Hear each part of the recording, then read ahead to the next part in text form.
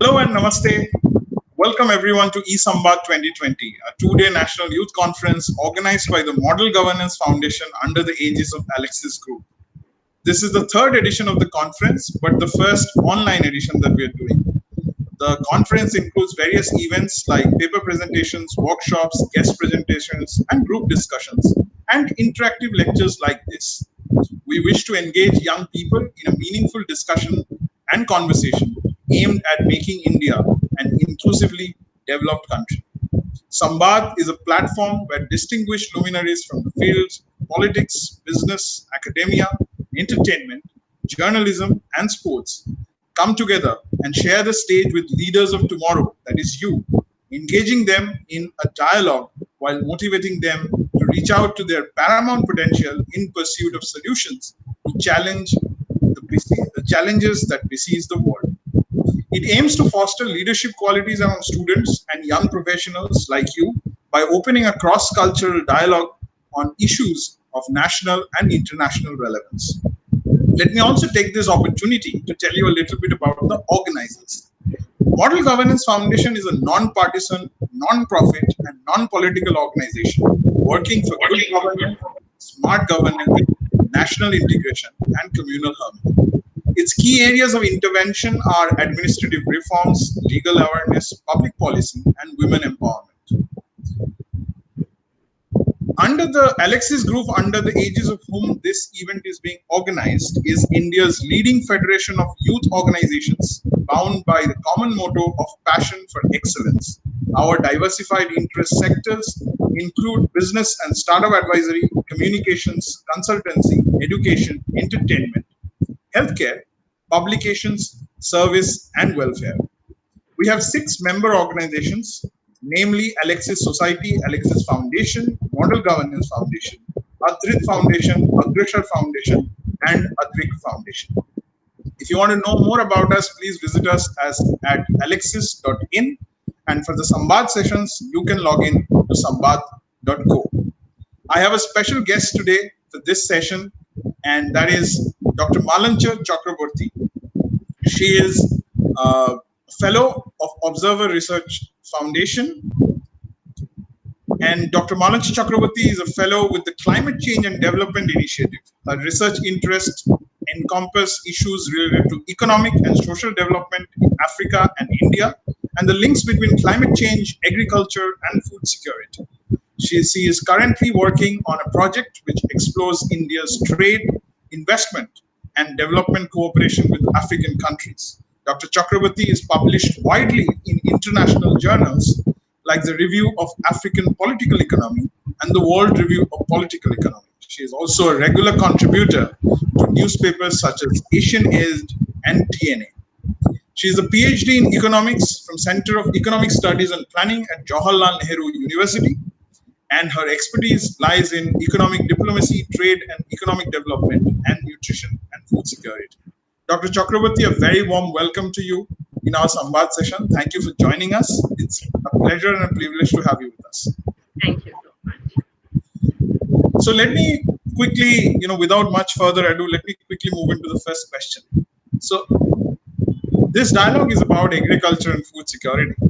And most of our audience that are joining in and listening in, they're all young Indians, mostly students and professionals. So if you could break it down to us, that what is food security and why is this important for India? Okay, now what is food security is a question that has been answered very well at the academic level, at the international level. Okay, but it is a definition that we often forget. Okay, so a society or a country can claim to be food secure when everybody has physical and economic access to food. Now, let me just elaborate a little bit more and try and explain the concept of food security, which has 4 parts. So, food security is not just about the food availability in terms of a country's potential to produce food, which of course is one of the most important aspects, that the ability of a country to produce food for its population, enough food for its population. But there is an access dimension to it, that people of that country should be able to access the food. And that includes the ability to earn enough to have a livelihood, to be able to afford food. So the first pillar of food security is availability, where there's enough food available. The second pillar is access to food, that people have the ability to access food either through income or through their assets or through social safety nets for people who can't work, children, the aged, the disabled, or people who are unemployed. There are adequate social safety nets to provide for those people. That is the access dimension. Then there is the environmental and the sustainability dimension. Then there is, lastly, another dimension called the stability. And another dimension which talks about the ability of the people to gain from the food. That is the food utilization bit. So, for instance, I may have, there may be enough food available.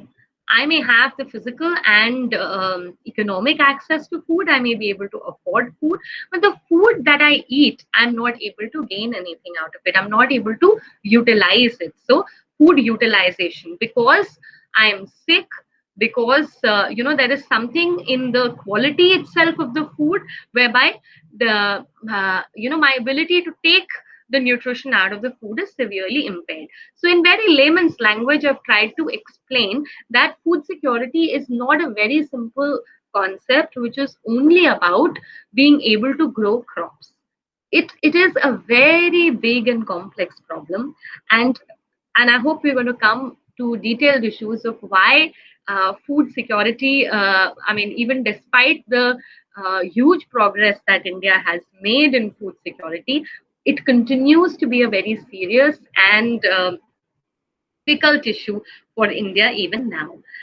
Because I mean, there are many reasons. Why is it important? It is not an issue that we can say that we dealt with the issue of food insecurity way back in the 70s when we started with the Green Revolution, and there was a huge increase in our ability to produce the two staples, rice and wheat, and our stocks are overflowing.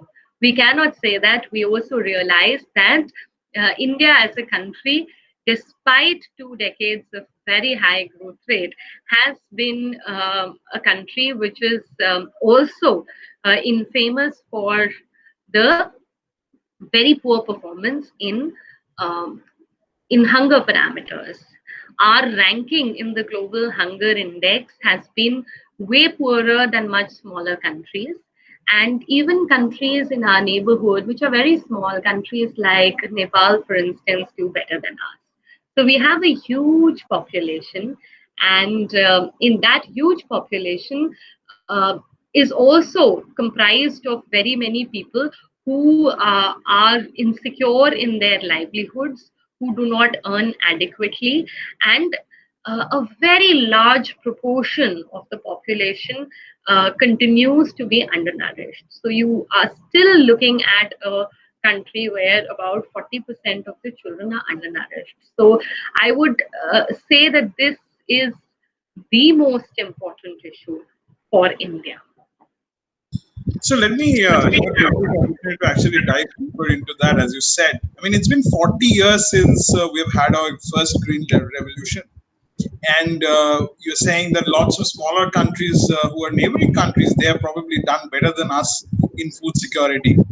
The National Food Security Act, if I'm not wrong, came in 2013, which is as recent as that. So, what took us so long? And is that act itself keeping its promise, the bigger promise of making India food secure? If not, then what are the challenges that you have noticed in your work which existed? And what do you think could be some of the prescribed solutions as well? Hmm. So this is a complex question which has many questions within it. So Firstly, it's been 40 years, yes, since the Green Revolution. And what progress have we made? Yes, we did make a lot of progress from the days of um, famine or near famine situation, from the days of being dependent on food imports. We have come to a situation where we can claim to be food self sufficient, especially with regard to rice and wheat, two staples of India. We do not import, or we do not need to import from anyone. So that is definitely a success. Now, that is a success that has been there for a while, and that is, I mean, we have to move ahead from that success, and that area I think we have not fared very well. So, I mean, while in 70s or in the 80s when the Green Revolution happened, it was a great achievement. But today we see a number of problems with regard to the kind of agriculture that came into being after that. So our agriculture is also very unsustainable. We definitely do produce a lot of food grains, and a lot of people like myself would argue that, some of our food grains and the way we cultivate is to our disadvantage. So producing so much rice in water stressed parts of the country, the northwestern part of the country, and your official policy continuing to sort of encourage the production of rice in water stressed parts of the country is doing more harm than good. Then the Green Revolution has also showed its problems. So we have reached a stage where we need to rethink on our agriculture, and we need to stop looking at things the way we have looked so far. We need a paradigm change.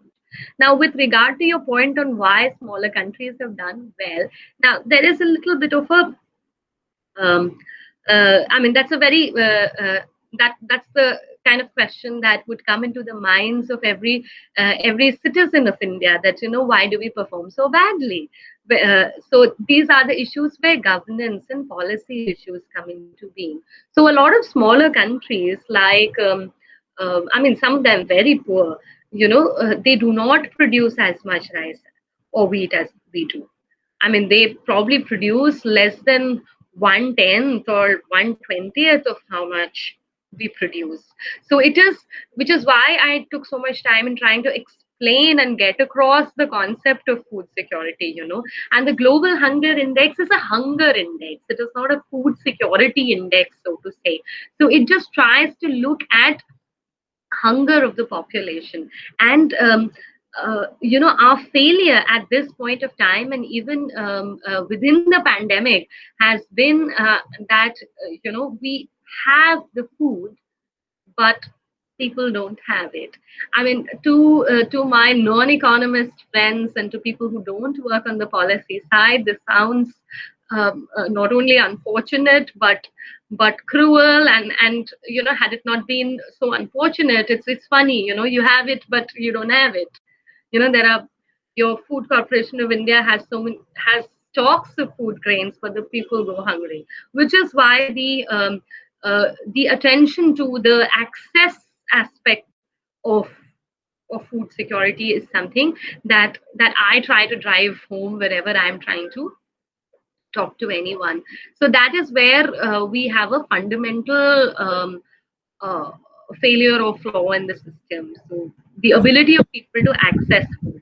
So this And is very important issue that you pointed out, that that equal access to food is very important for us to become food secure.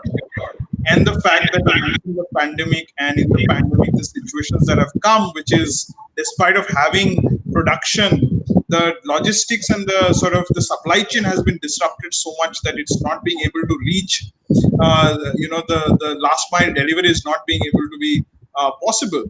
So, and then again, the role of Food Corporation of India in general have been questioned in the past quite often, that how are they only hoarding and their job is to mostly manage, right? So are they managing, or are they failing at their job? So what would be your comments on that? And I'll take the question forward from there, and you love to hear your opinion. See, the Food Corporation of India, like you've mentioned, has come in for a lot of discussion, criticism, concern within the pandemic because, all of us saw those very unfortunate photographs, news stories where, people were going hungry during the lockdown. And people asked the obvious question that, there's over 80 million tons of food grains rotting in the Food Corporation of India. And you know, it costs to hold stocks. Why doesn't the government release it? So, there was so much pressure on the government to release it from all quarters, and the government did make some effort under the Prime Minister's Garib Kalyan Yojana, which was the first announcement by the finance minister, but that was too late, too little, as many of us have argued. So just about 12 million tons were released, and we still have it is this has been a policy problem for a very long time, and the reason behind it is quite unfortunate that there are huge economic and social costs of keeping the stocks of food grains with the Food Corporation of India, but the government has been shy of releasing it to the poor. And the reason, if we are, now that we're discussing it, is of accounting cost. The food subsidy that the government pays is basically the loss of the Food Corporation of India. So the Food Corporation of India procures the food grains at the minimum support prices, which are higher than the prices at which it gives through the public distribution system. And that cost is covered by the government, which is the food subsidy. So it is a huge subsidy, and that subsidy enters the budget only when the food is released. So if you don't release it, then it is not shown in the budget. So that's an accounting problem, and our credit rating agencies and whoever makes all these assessments with regard to how good India's macroeconomic stability, etc., is, they look at the fiscal deficit. They don't look at the economic and the social cost. They are not really bothered about the food economy, and sometimes the absolute, you know, the travesty of justice that there is so much food in the country, but people are going hungry. So we are chasing that fiscal deficit number, and it cost the government of India 40,000 crores to release the food grains that were released during the pandemic, and it will cost about 90,000 to extend it till September, which is what many of us have been arguing. So that's the kind of it's just crazy chasing of the fiscal deficit number, which for me is not really a concern, especially at this point of time. That's the reason behind the anomaly. It's a bookkeeping problem more than an actual, implementation. The cost of keeping your people hungry, and the economic cost of holding the stocks is very high. Forget about the social cost of so many people living in abject poverty, going without food. So the costs are actually very high, but that's the way it figures in the budget. Interesting. So let us move a little bit towards agriculture itself, right? During this pandemic, obviously, agriculture is facing a different kind of a challenge. That your workforce is not being able to come together to produce the food, and then sort of also the number of workers that they work in sort of sorting the grains out and then taking it to different storage facilities and stuff like that. So that entire thing is sort of broken in a way right now because of the social distancing and all other kinds of problems that have come with the pandemic. Given that, how do you see, like, what are the changes you've seen from the pre-COVID scenario in the agriculture sector, and going forward? These days, everybody is talking about what is going to be sort of the new normal in a particular sector or a segment. So what are your thoughts on that? That in the agriculture sector, post-COVID, or even during COVID for that matter, what are the points that you have noticed, or what are the things that you have noticed is here and going to probably stay here? See, firstly, India was going through a huge agrarian crisis even before everybody got, even before the urban middle classes got concerned about it. So I mean, we have been going through an agrarian crisis from the past 10 years, I would argue, and things had got really intense and unfortunate for a very long time in the rural areas. You would hear sporadically about, because the media would cover it sporadically, about farmers committing suicides, but it had become a norm. And acute agrarian distress has been around for a very long time. And many things in India's agriculture sector are, I mean, the sector is in disarray. If you would ask me, there are many problems in it. So people involved in agriculture are living in acute distress. A lot of people are giving up on farming to come to the cities. All these migrant workers are basically, people who've left agriculture to come and eke out a living in urban areas under very difficult conditions. So, uh, I mean, there's a huge water shortage, huge water problem in Indian agriculture. So, I mean, I can really just speak about India's agrarian crisis before COVID for a very long time. So, I mean, that is something that I really want to, at the outset, say that, we were in very bad shape to begin with. Now, how COVID has affected, I think there were some problems in states like Punjab who were facing problems with the exodus of the migrants, etc., that there weren't people around to do work, etc. But I think that was more short lived, and you don't really, the issue of social distancing in the rural setting or in the fields is not really happening. I mean, I would not, uh, the idea of social distancing has not really caught up in rural India as much as in urban areas. Like, we are all working from home, but you can't work from home. You have to work in the fields, and people are working in the fields. So the rural area is slightly different from the urban areas. And the pandemic, in some sense, we've now all understood that it's more severe in the very large cities like Delhi and Mumbai and even Chennai, Ahmedabad, etc.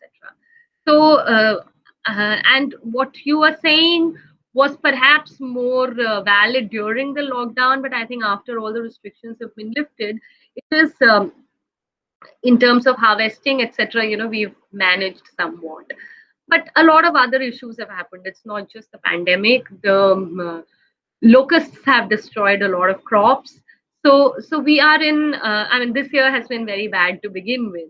But agriculture's problem is long term, and it has been a very long term problem, and it is not a very short term problem. It's not only COVID related. Now, COVID will impact the ability of people to access food very badly, because people do not job, people's incomes have been severely affected, and they will continue to get affected. I mean, I don't see an economic recovery around the corner. We're going to have very tough times. So that bit is there.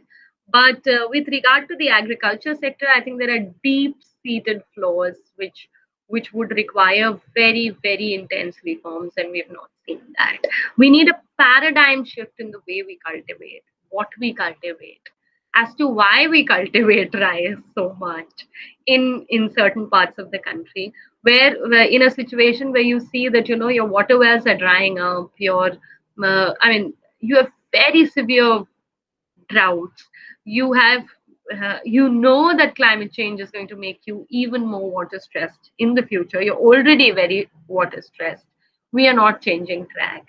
I mean, it's a serious problem with regard to the sustainability of the agriculture sector, and with regard to the profitability of the sector itself. I mean, the the farming community has been very badly affected for a very long time. Most of the farmers in India, in fact, there was a study where it was found that most of the farmers are farming out of compulsion.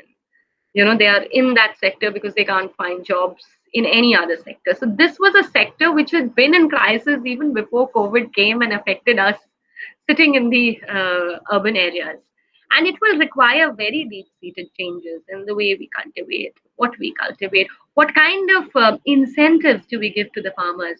Are we giving incentives to them to only grow water guzzling crops, or are we trying to shift to more climate resilient crops which have deeper impacts on nutrition, which is a part of the food security? I mean, we have a very under-diversified diet in India.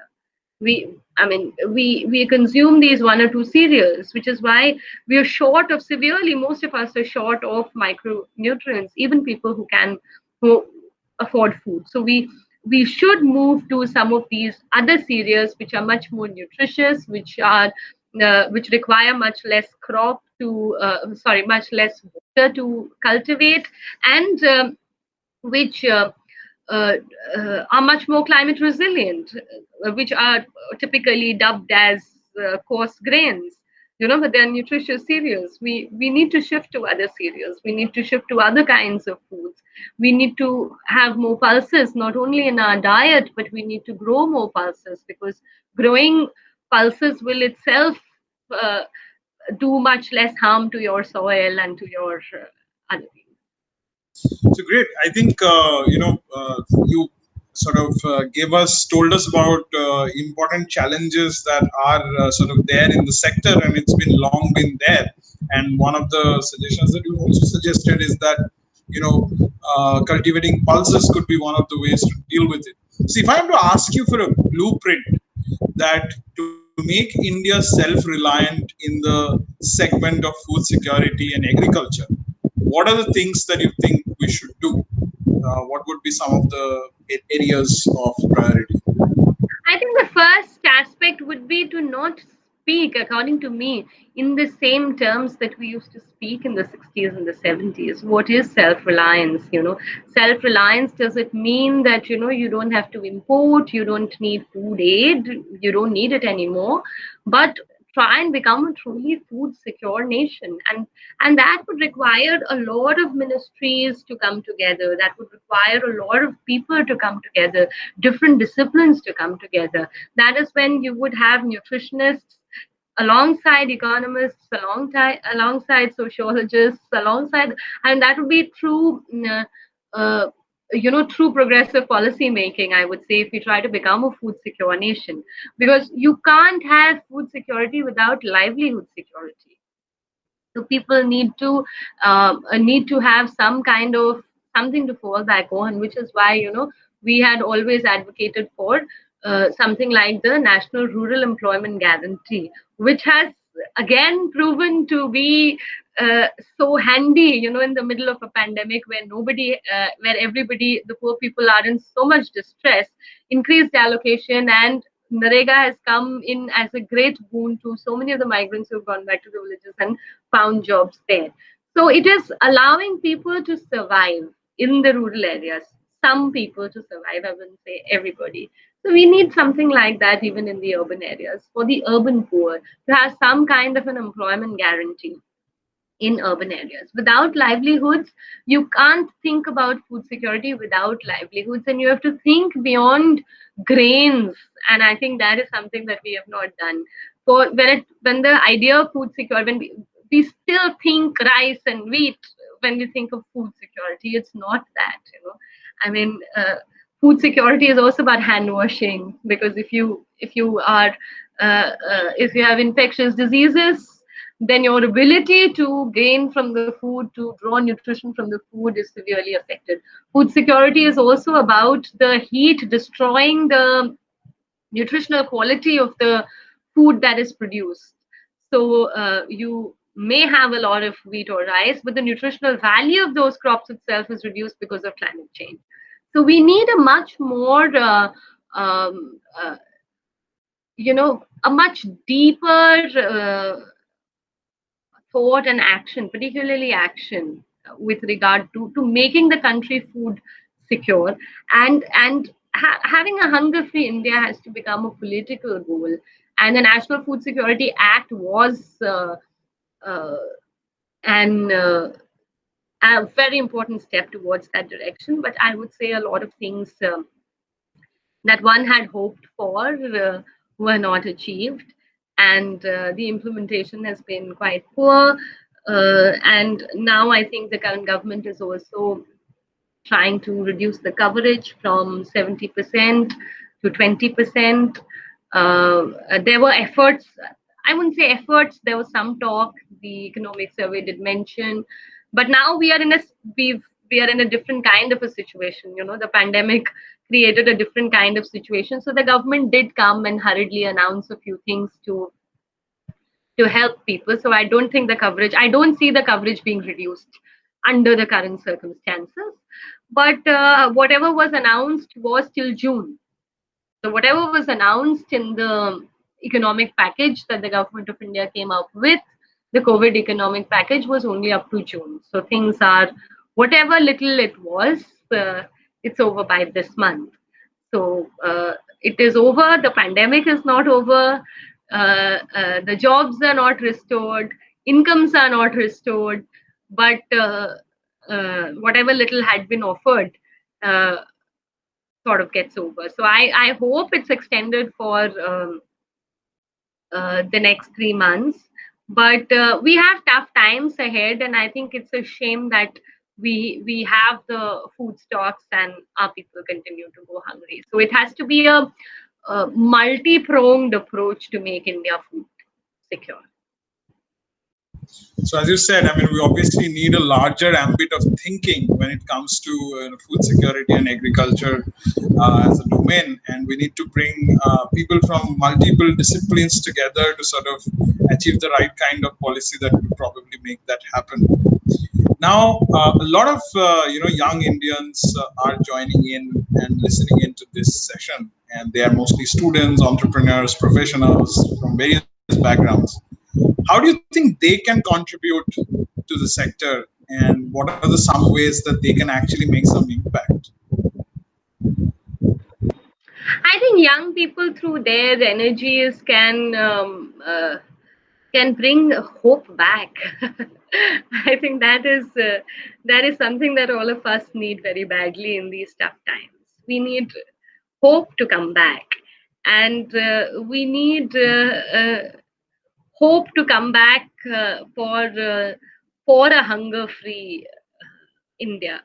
And I consider myself as a young person also. So I mean, I that way, you know, I mean, I don't want to sound like a grand old lady giving a message to the youth, but I think we as young people, this is quite a bit of see, researching on hunger is tough. You know, it's emotionally difficult, and it's annoying when you find out that, you know, why somebody just living across the street is going hungry. It's not a very easy thing to do. But you know, I think India has a very large young population, and we as young people have to ask the right questions and sort of put pressure for the right policies, because there's adequate research and there's adequate knowledge with regard to what needs to be done. I don't think any young person in India does not already face the stresses that climate change is posing to us. We are seeing it every day. But somehow I think, you know, our ability to make the change has to, I mean, there has to be push from the youth to make people change uh, the status quo at all levels, and that will come from the youth, because we have a stake in the future. So all these old people are not going to be around when after 20 years. So, the water will run out much before 20 years.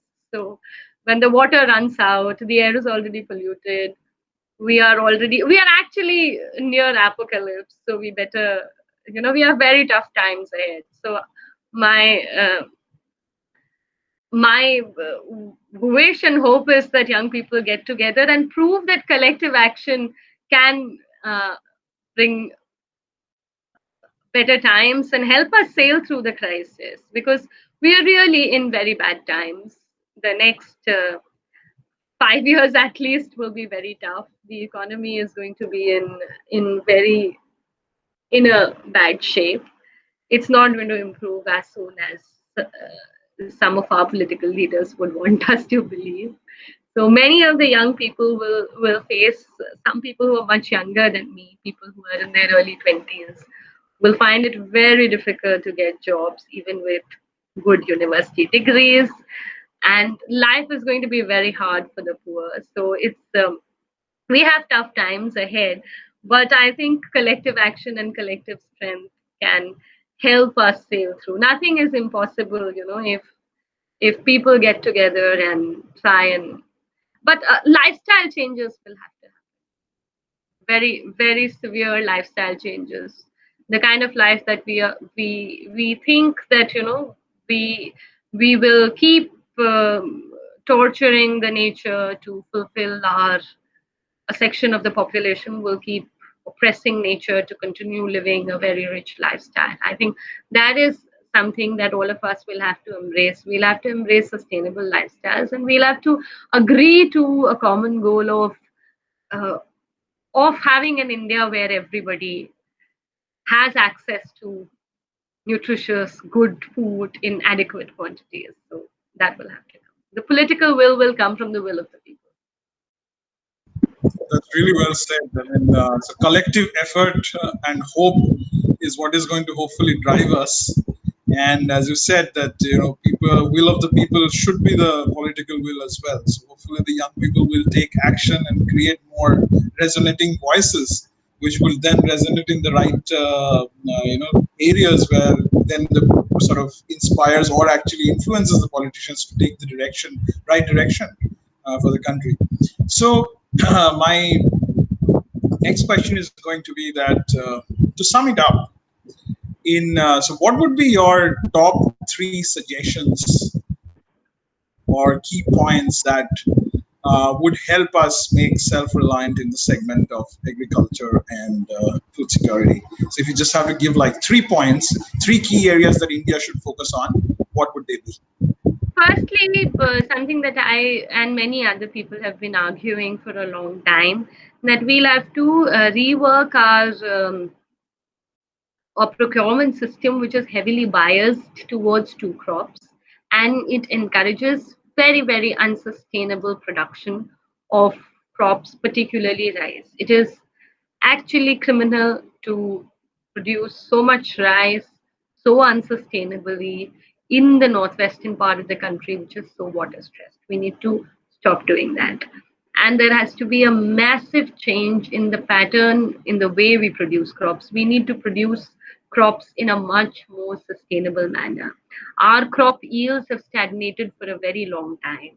So we need to think about productivity in a manner which is sustainable, and which thinks about natural resource management, which thinks about water access, which thinks about the climate, which does not use as much energy. So you need sustainable agriculture, large scale. That has to be there. And that would require fundamental changes about the kind of crops and the where we produce those crops. The second is that we have to agree to provide for uh, our less fortunate citizens. And the best way to go through that is to universalize the public distribution system. A weak public distribution system which does not meet the needs of the people is a recipe for the kind of disaster that we are going through. So, I mean, we are in disarray. So many of the children were dependent on the midday meals. So the schools are shut, and just think about all these poor people who some of them sent their children to schools only for the meals. I mean, that happens. Extremely poor families.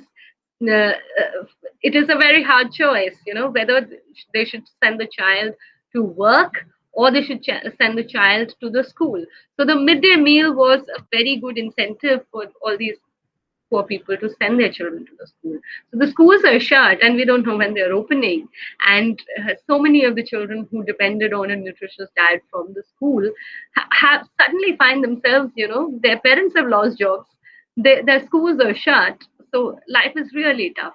So we have to build the political and the social will to agree to provide uh, nutritious food. That is the basic, I think, we have to agree. So we need a universal public distribution. That is the second major point that I would like to say. And lastly, the third thing is livelihood security.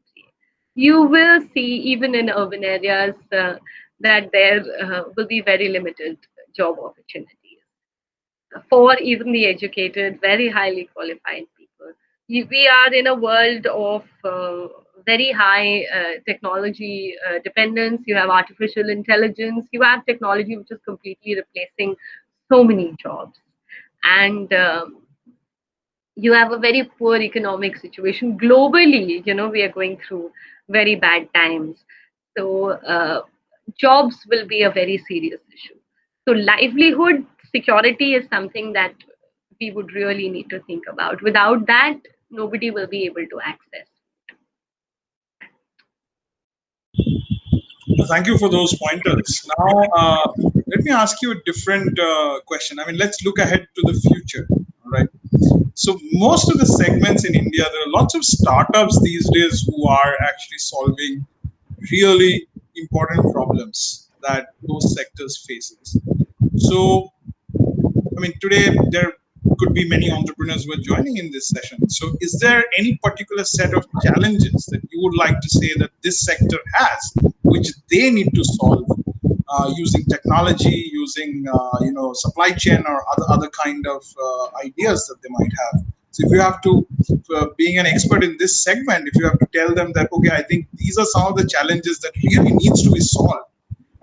If you could tell us a little more about some of them. I think using technology to make agriculture more sustainable. There's a lot of scope there. I mean, that will be the true benefit of technology, where we know where the crisis is. We know we are living climate change now. So it's not an impending disaster. We are living it. So we know what the challenge is, and some of these startups have made some successes. So I think in trying to make agriculture more sustainable, in trying to reduce the dependence on traditional fertilizers, on insecticides, etc. There, I think the startups can do a lot. So, and first run, those smaller pilot runs in some cases, apply their success, and then try and expand the scale. So I think you have a few examples of that also, where some startups have made some advances, uh, even in case of trying to replace uh, the diesel pumps to solar pumps, etc. So there is some activity going on there, because agriculture is also very energy efficient nowadays. So I mean, how to use less water, make less of an impact on the environment, and have improve crop yield. So those are the areas where startups should focus on. That is where they can sort of make a good contribution. Great, thank you so much, Dr. Chakrabarty, for sharing so many insights from so many different topics and important challenges that the sector faces, and telling us about some of the solutions and your blueprint for making India self-reliant in this segment. So, before we conclude this session, my last question to you would be that what is the one-line message that you would like to give to the young, Indians that are joining in and listening to this session? Yeah, I would reiterate what I've just said. I would say that, be tough in tough times, be hopeful, uh, and believe in collective action. I mean, human beings have together created this world. Now, human beings have to together save the world that we live in. And probably, we will not sail through without uh, collective action and belief in each other, and solidarity, and you know the hope and desire to everybody having equal access to at least something which is as basic as food. Everybody should have the right to have food. I mean, that's the most basic that any society, any country should try to give to its people. So we must agree on that. Till we agree on that, we can't go anywhere. Absolutely, we do agree on that. And on that note, together we can and together we must. That's how we will make India self reliant in any sector, including food security and agriculture. Thank you so much once again, Dr. Chakrabarty, for joining us. And once again, on behalf of Samvad, it was a privilege and a pleasure to have you with us. Thank you so much. My pleasure. My pleasure. Thank you.